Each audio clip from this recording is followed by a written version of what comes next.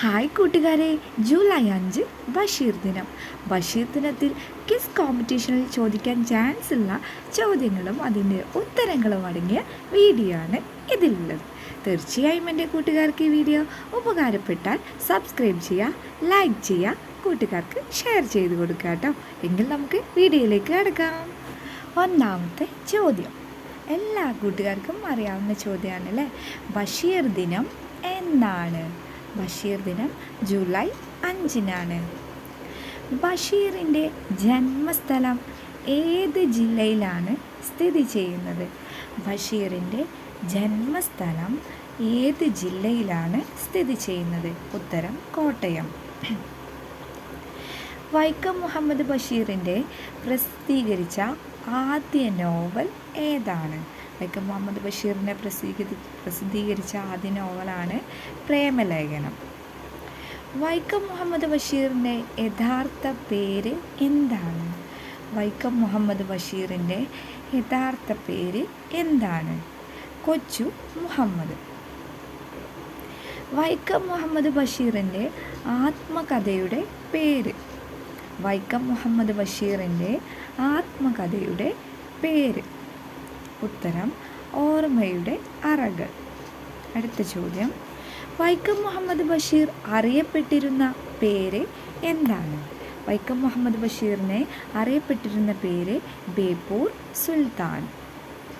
വൈക്കം മുഹമ്മദ് ബഷീറിനെ പത്മശ്രീ പുരസ്കാരം ലഭിച്ചത് ഏത് വർഷമാണ്? വൈക്കം മുഹമ്മദ് ബഷീറിന് പത്മശ്രീ പുരസ്കാരം ലഭിച്ചത് 1982-ലാണ്.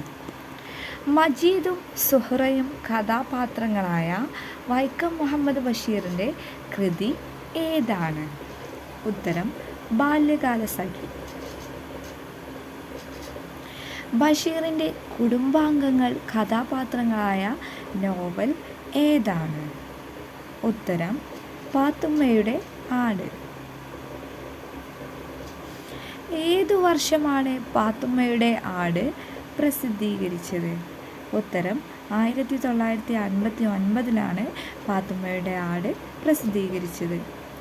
ബഷീറിൻ്റെ മതിലുകൾ എന്ന നോവൽ സിനിമയാക്കിയ സംവിധായകൻ ആരാണ്? ഉത്തരം അടൂർ ഗോപാലകൃഷ്ണൻ. മതിലുകൾ എന്ന സിനിമയിലെ കഥാപാത്രമായ നാരായണിക്ക് ശബ്ദം നൽകിയ നടി ആരാണ്? ഉത്തരം KPSC ലളിത. മതിലുകൾ എന്ന സിനിമയിൽ കേന്ദ്ര കഥാപാത്രത്തെ അവതരിപ്പിച്ച നടൻ ആരാണ്? ഉത്തരം മമ്മൂട്ടി. 2023 സിനിമയാക്കപ്പെട്ട ബഷീറിൻ്റെ നോവൽ ഏതാണ്? ഉത്തരം നീലവെളിച്ചം. പാത്തുമ്മയുടെ ആട് എന്ന നോവലിലെ നായികയായ പാത്തുമ്മ ആരാണ്? ഉത്തരം ബഷീറിൻ്റെ സഹോദരി. ഈ വീഡിയോ എൻ്റെ കൂട്ടുകാർക്ക് ഇഷ്ടപ്പെട്ടാൽ ലൈക്ക് ചെയ്യുക, നിങ്ങളുടെ ഫ്രണ്ട്സിനൊക്കെ ഷെയർ ചെയ്ത് കൊടുക്കുക. അടുത്ത നല്ലൊരു വീഡിയോ ആയിട്ട് കാണുന്നവരേക്കും താങ്ക്സ് ഫോർ വാച്ചിങ്.